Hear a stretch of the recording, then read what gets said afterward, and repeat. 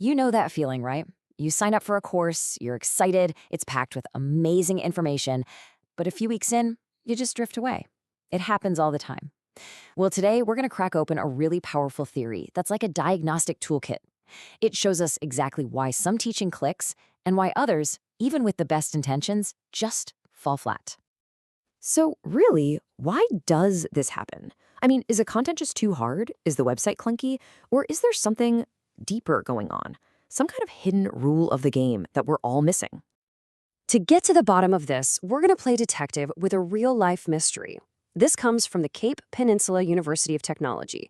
A team there designed a course for academics, and they tried 4 different versions. Now, one of those versions, a totally online, self-paced course, was a complete and utter disaster. We're talking almost zero participation.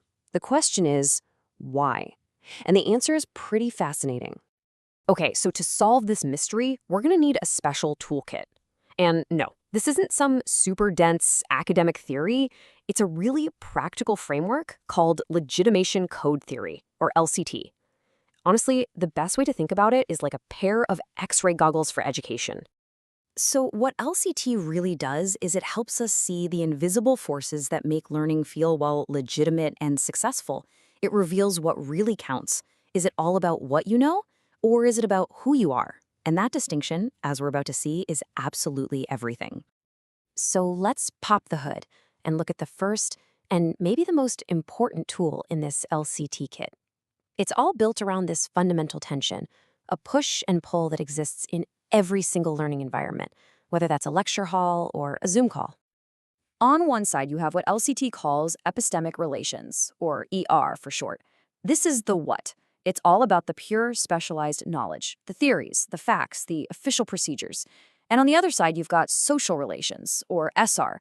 This is the who. This is all about the learner, their experiences, their background, their need for connection and a sense of belonging. Every single course, every lesson, puts its emphasis somewhere on this spectrum. Okay, now this is where it gets really cool. When you plot these two forces on a map, you get 4 distinct zones, or what LCT calls codes. Up in the top left, you have a knowledge code. Here, it's all about what you know. Think of a brutal advanced physics exam. Your personal story doesn't matter, only the right answer. Down in the bottom right, that's a knower code. Here, it's all about you, your background, your personal journey. Then, in the top right, you've got an elite code, where you need both the right knowledge and the right social background to succeed. And then there's the bottom left, the relativist code. This is kind of like a black hole. Neither what you know nor who you are is clearly valued, so learners are just lost with no idea what's expected of them.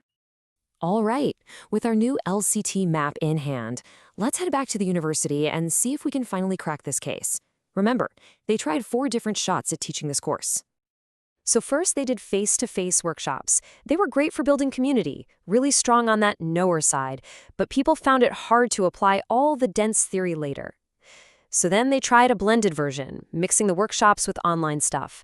Total success. Then came iteration 3, the fully online, do-it-in-your-own-time course, and that was the train wreck. After that, they tried one more online version, but this time with live webinars, which, surprise, surprise, created a small but super engaged group. And here it is, the smoking gun. Just look at where that failed course, iteration 3, lands on our map. The designers intended to create a knowledge code course, focused only on the academic content. But because they stripped out every ounce of human connection, what the learners actually experienced was that relativist code, that black hole where nothing felt meaningful or legitimate. So what did they do? They checked out, completely. This is what the researchers call a code clash.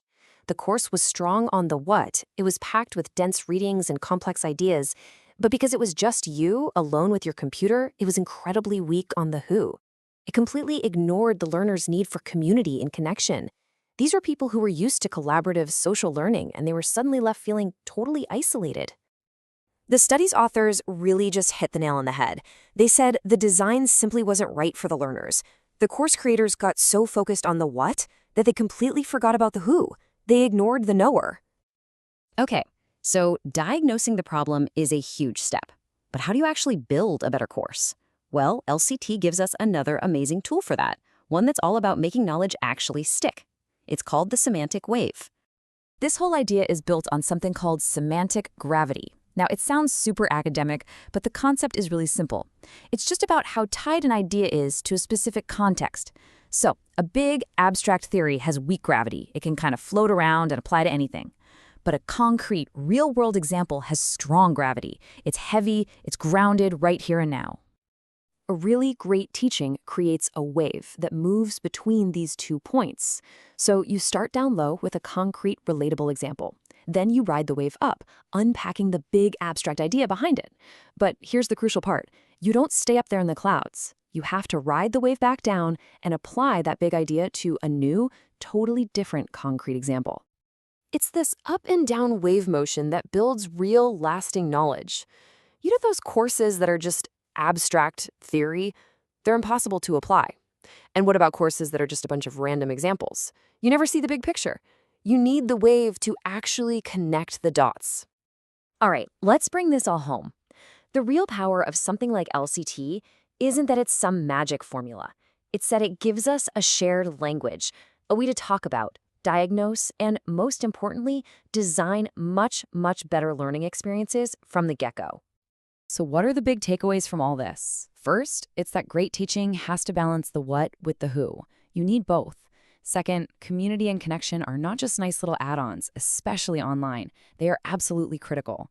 Third, to make learning stick, you've got to ride that semantic wave, connecting big ideas to the real world. And finally, these theories aren't just for academics. They're practical tools for any of us who want to teach or learn better. At the end of the day, it's a huge shift in perspective, right? Our job isn't just to deliver content. It's to be an architect of experiences.